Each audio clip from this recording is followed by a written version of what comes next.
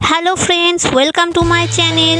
আজকে তোমাদের জন্য নিয়ে এসেছি নতুন জুয়েলারির ভিডিওটা তোমরা শেষ পর্যন্ত দেখো। প্রথমে মাটিটা হাত দিয়ে চেপে গোল করে নিতে হবে, তারপর ছুরি দিয়ে কেটে নিতে হবে। এবার মাটিটা ভালো করে প্লেন করে নিয়ে ছুঁচ দিয়ে কতগুলি গর্ত করে নেব।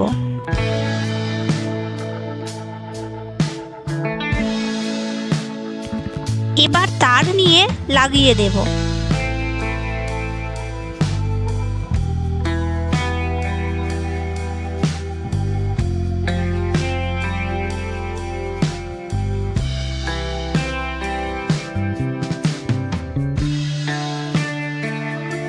কতগুলো ছোট ছোট পাপড়ি করে এবার একটা ফুল বানিয়ে নেব।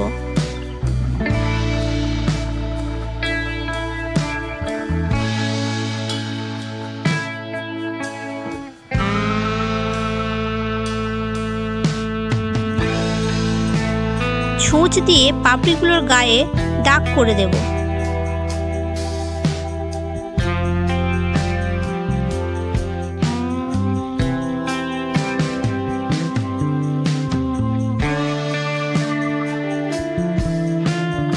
ঠিক একই রকমভাবে দুটো ফুল বানিয়ে নিয়ে দুটো ছোট পাতা বানিয়ে নিয়েছি।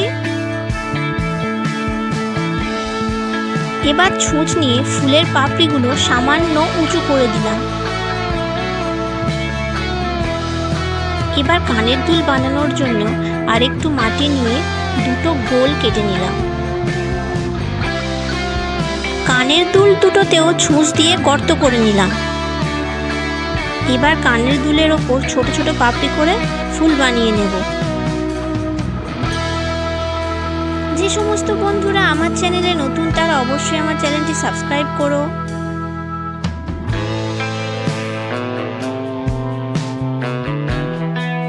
কানের দুল হয়ে যাওয়ার পর মাটির বল বানানোর জন্য ছুঁচ দিয়ে বলের মুখ করে নেব।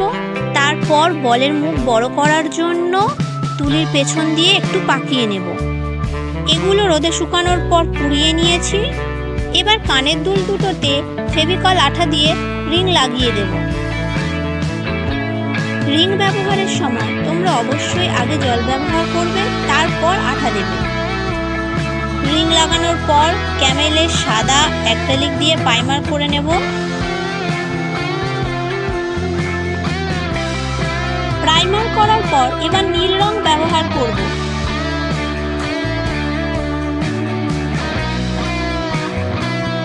এবার মাটির বল রং করার জন্য আমি প্রথমে বলটা তুলির পিছনে আটকে দিয়েছি, তারপর বলটা রং করেছি যাতে বলটা ধরতে সুবিধা হয়। এই সাদা রং করা ফুলগুলোর ওপর আমি মেটালের সাদা রং দেব যাতে ফুলগুলো একটু চকচক করে। এবার প্রাইমার করা সাদা বলের উপরেও সাদা মেটাল রং ব্যবহার করব। এবার ফেভিক্রিলের সবুজ রং দিয়ে পাতার রং করে নেব। ফেভিক্রিলের সবুজ রং শুকিয়ে গেলে মেটালের সবুজ রং ব্যবহার করব পাতার উপর। পাতার রং হয়ে যাওয়ার পর এবার ফেভিক্রিলের লেমন ইয়েলো নিয়ে ফুলের মাঝের অংশগুলো কালার করে নেব।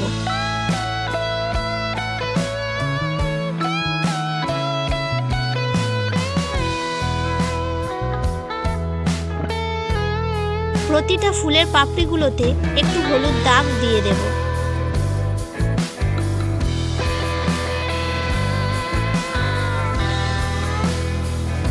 এবার নীল রঙের উপর মেটালের নীল কালার ব্যবহার করব যাতে একটু বেশি চকচক করে।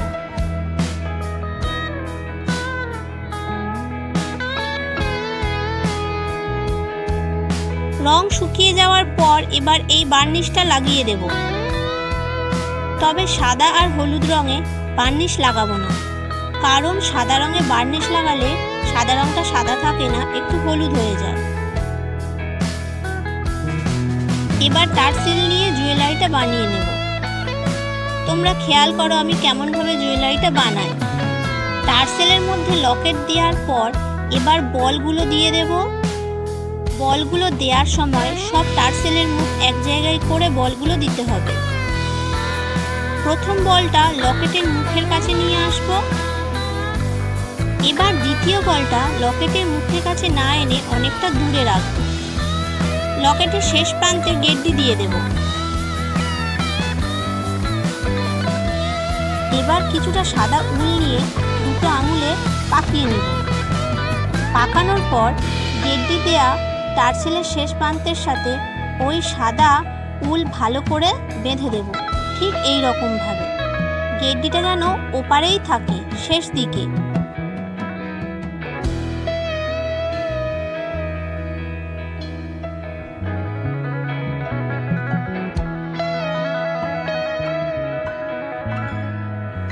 এবার কাঁচি দিয়ে সাদা উলের ঝুড়িগুলো করে নেব।